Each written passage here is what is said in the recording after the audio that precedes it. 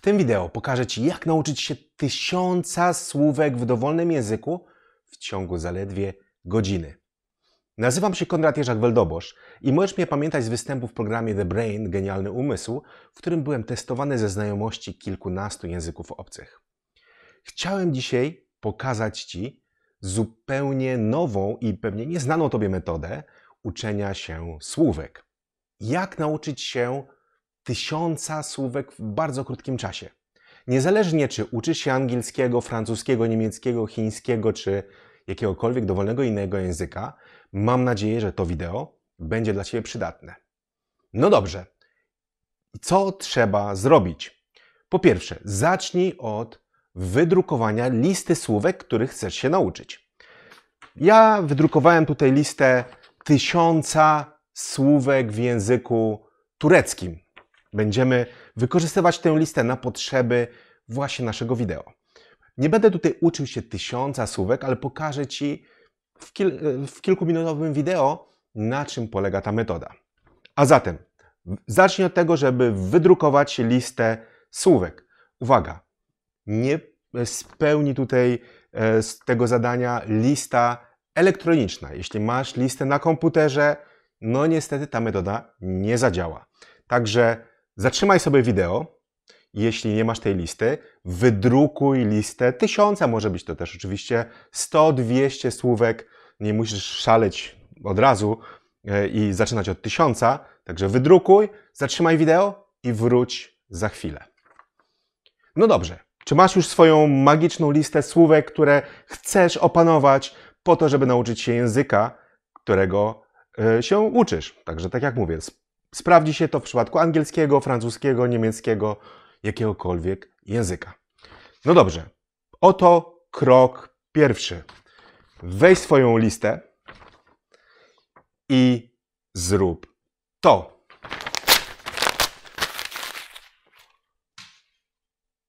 Właśnie, nie należy uczyć się słówek. Zawsze powtarzam, najlepszy sposób nauki słówek to nie uczyć się słówek. Co trzeba zatem robić? Zamiast uczyć się słówek, ucz się zdań. To jest metoda, którą sprawdziłem, którą sprawdzają nasi uczniowie na kursach językowych, które prowadzimy. Jest bardzo prosta.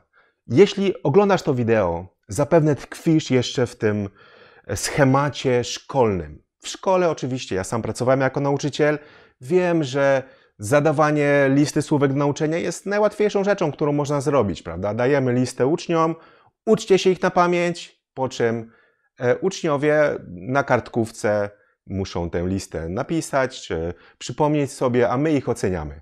Nie ma nic niby prostszego. Oczywiście, natomiast nauka słówek nie wystarcza.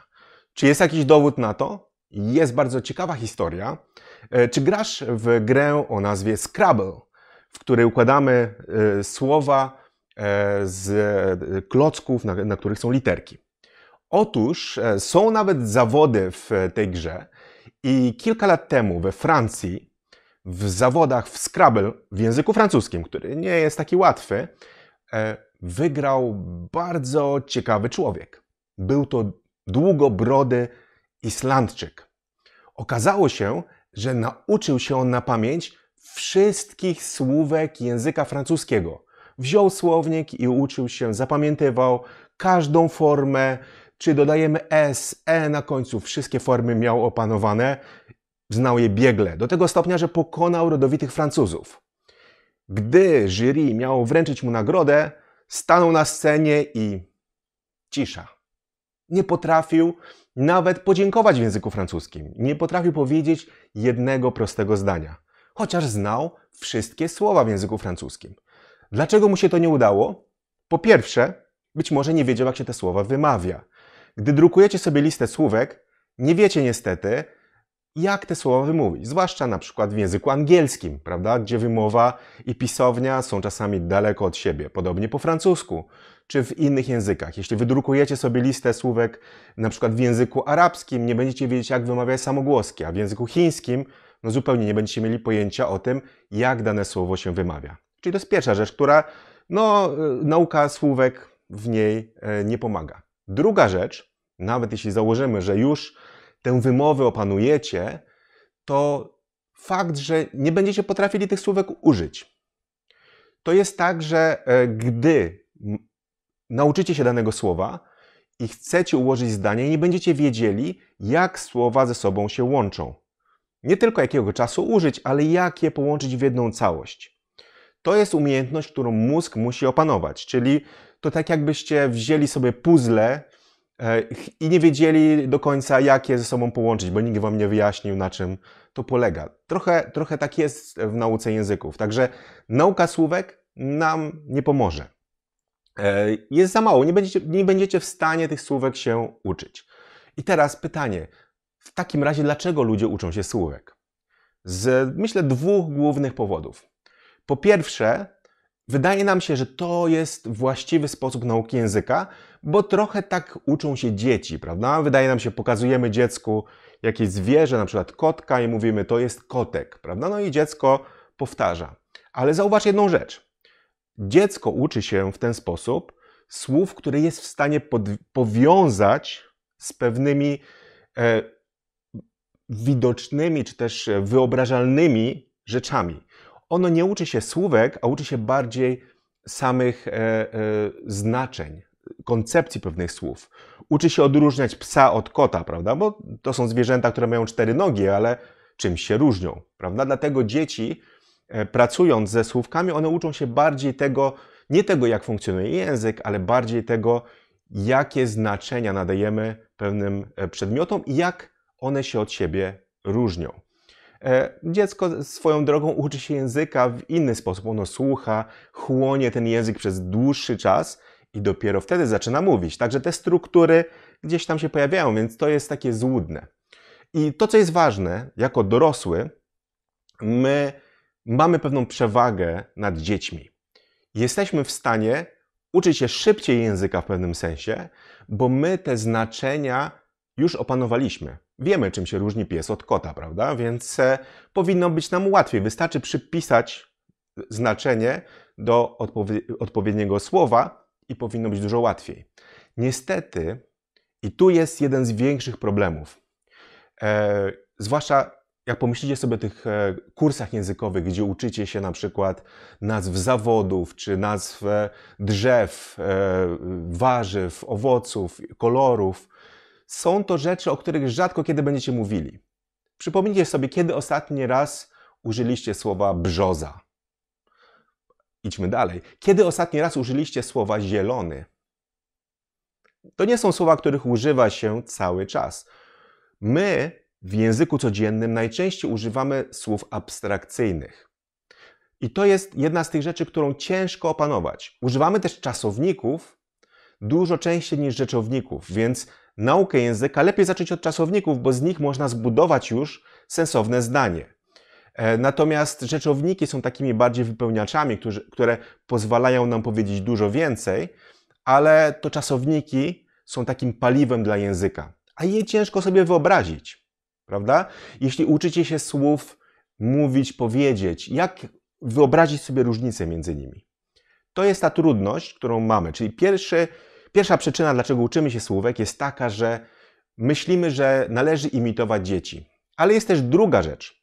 Tak jak mówiłem, w szkole nauka języków dominuje. Wszyscy mówią ci, musisz uczyć się słówek. I tutaj pojawia się problem, bo bardzo często nie wiemy do końca, jak uczyć się języka. Czy ktoś wam powiedział w szkole, jak się uczyć języka? Raczej nie. Mówili wam, że to jest jakieś słowa, które znaczą to i to, teraz powiedzmy to, ale nikt wam nie powiedział, jak funkcjonuje nasz mózg, jak on uczy się języka. I tutaj jest tak, że ta nauka słówek jest dla nas bardzo często synonimem uczenia się języka. Więc wyobraźcie sobie teraz taką sytuację. Siedzisz sobie na sofie, jest wieczór, pijesz sobie pyszną herbatę, myślisz sobie o tym, co możesz teraz porobić. Masz wreszcie czas dla siebie. I oto pojawia się myśl. A może pouczę się angielskiego? Albo francuskiego, hiszpańskiego, jakiegokolwiek innego języka. I co teraz robisz? W większości przypadków nie wiesz, jak się za to zabrać. Co powinieneś czy powinnaś w takiej sytuacji zrobić? wziąć jakiś podręcznik, umówić się na jakieś lekcje, zapisać się do szkoły. Ludzie najczęściej nie wiedzą, co robić. I bardzo często taką aktywnością wypełniającą ten czas jest nauka słówek. Wydaje nam się, że pouczę się angielskiego, więc pouczę się słówek. Bierzecie listę, próbujecie te słówka zapamiętać. Połowy z nich nie zapamiętacie w ogóle.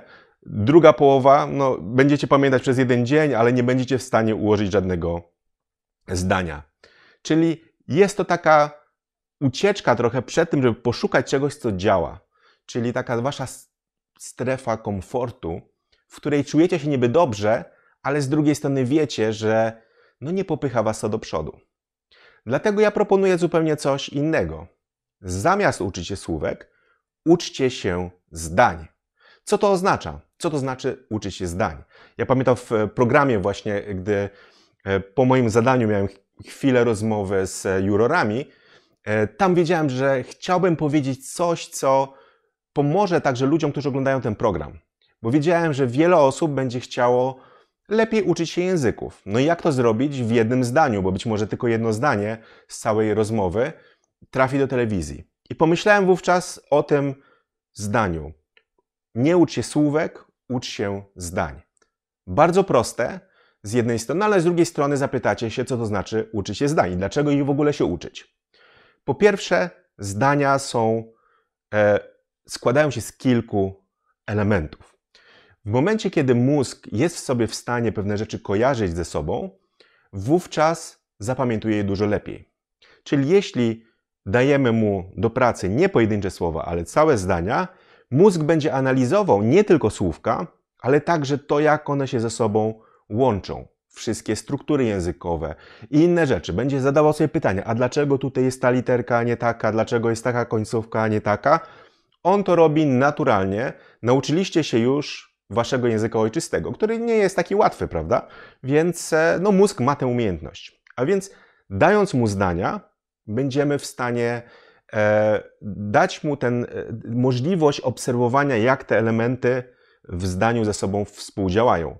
Druga rzecz, bardzo często zdaniu będzie towarzyszył jakiś kontekst. Łatwiej sobie będzie go wyobrazić. To też pomaga w zapamiętywaniu. Po trzecie, zdania bardzo często powtarzają pewne elementy. A największym problemem w nauce języków jest to, że nie powtarzacie. Jest to, że cały czas próbujecie, nie wiem, czy stoicie w miejscu, czy uczycie się minimum. Czyli na przykład ktoś zapisze się na lekcję języka angielskiego, chodzi na te zajęcia, często je odwołuje. Tak, o tobie mówię. Odwołuje je cały czas, a nawet jeśli chodzi na nie regularnie, to co się dzieje? Nie pracujecie wówczas w domu w ogóle. Ja pamiętam, jak pracowałem jeszcze jako nauczyciel w szkole językowej, to był największy ból. Przygotowywałem się na zajęciach, było fajnie, po czym dawałem uczniom nawet czasami pracę domową, żeby mieli coś do zrobienia i okazywało się, że większość z nich nic nie robiła w domu, bo nie miała czasu, wiadomo jak to jest, a pracę domową odrabiali często 5 minut przed zajęciami, więc nie było tej powtarzalności. Dlatego tutaj tak ważne jest to, żeby powtarzać często. A zdania mają to do siebie, że w sposób naturalny powtarzają już słowa, które znacie. Prawda? Czyli jeśli będziecie widzieli to samo słowo w różnych kontekstach i bardzo często jak zobaczycie je w 3 różnych sytuacjach, to wasz mózg dużo lepiej je zapamięta i będzie w stanie go używać. Także nauka zdań zamiast słówek jest dużo lepsza. I jak to zrobić? Bo oczywiście co to znaczy uczyć się zdań? Czy macie uczyć się ich na pamięć, czy też powtarzać je i tak dalej? Tutaj sprawdza się metoda, którą stosujemy też na naszych kursach, czyli tłumaczenia. Po pierwsze, zacznijcie od tłumaczenia z języka, którego się uczycie, na wasz język ojczysty. Czyli wyobraźmy sobie sytuację, uczycie się jako Polacy języka angielskiego. Czyli bierzecie zdanie po angielsku i próbujecie przetłumaczyć je na język polski. To nie musi być doskonałe tłumaczenie. Możecie tłumaczyć słowo w słowo. Ważne, by zrozumieć, co znaczy dane zdanie. Możecie tutaj wziąć zdania z dowolnej książki. One nie mogą być za trudne. Tutaj ja bym sugerował, żeby te zdania na początek nie miały więcej niż 5-7 słów. Dlaczego 7 słów?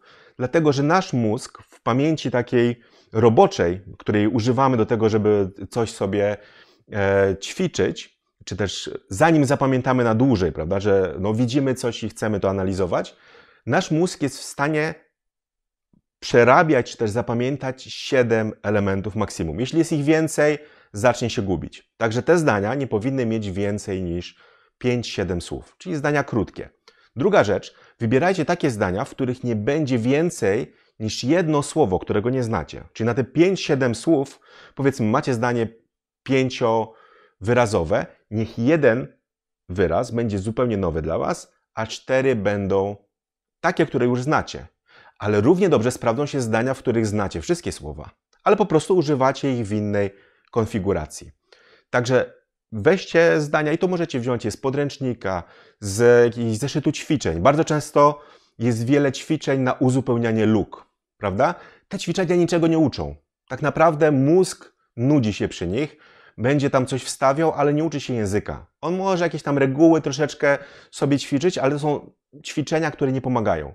Natomiast jeśli wypełnicie lukę i wiecie, że wypełniliście ją właściwie, bo na przykład wasz nauczyciel potwierdził to w szkole czy na zajęciach, bądź też macie jakiś klucz ćwiczeń, klucz odpowiedzi, prawda, w ćwiczeniach, wówczas możecie z tymi zdaniami pracować w ten sposób, że tłumaczycie sobie je z angielskiego na polski, prawda, żeby zrozumieć je w pełni. I to jest pierwszy etap.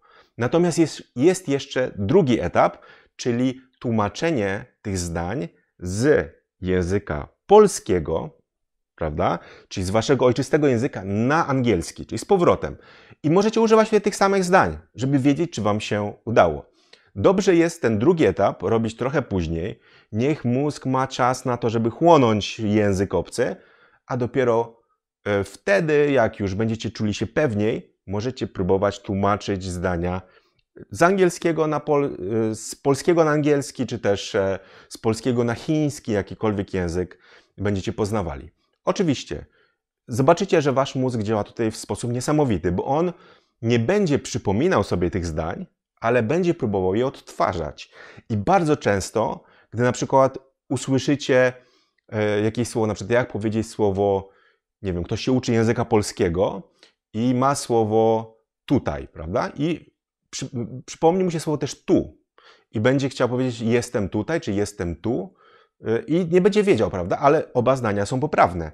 Mózg po prostu uczy się pewnych rzeczy, przypisuje słówka i tak dalej. I zobaczycie, że pracując ze zdaniami, nie będziecie mieli problemu z zapamiętywaniem słówek. One same będą wchodzić wam do głowy.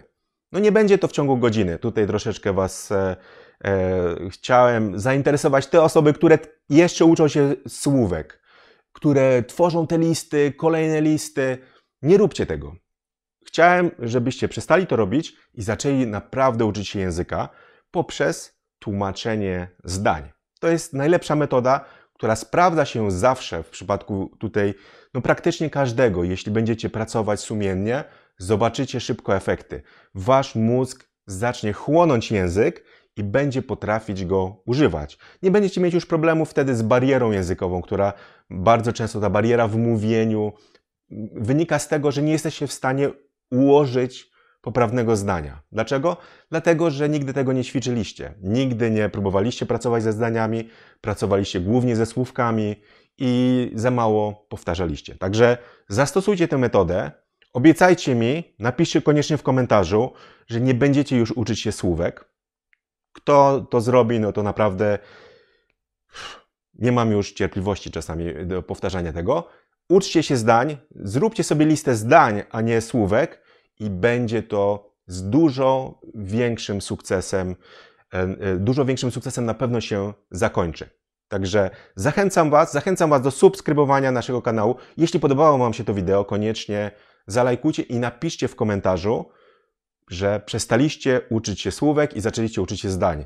Zbierzmy jak najwięcej osób po to, żeby się zmotywować i po to, żeby coraz więcej osób mogło wreszcie uczyć się skutecznie języków obcych. Pozdrawiam was serdecznie i do zobaczenia w kolejnych materiałach wideo.